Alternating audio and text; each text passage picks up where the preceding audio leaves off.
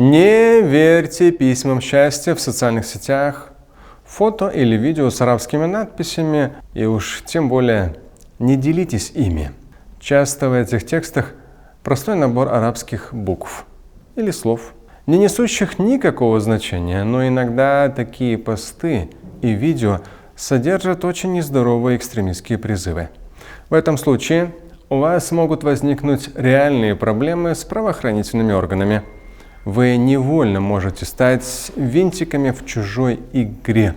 Были случаи, когда в телефоне находили видео или призывы, присланные по WhatsApp или Одноклассникам, другим соцсетям, которые владелец телефона не читал или не заметил, но его привлекли к уголовной ответственности за хранение или даже распространение запрещенной информации. Экстремистские материалы не всегда отправляют экстремисты. Иногда они могут исходить от друзей или родственников, которые не знают, что отправляют. Подумайте, прежде чем отправить. Знаю ли я, кто послал мне это сообщение и почему? Подумайте. Я им доверяю? Подумайте. Я понимаю, что оно означает.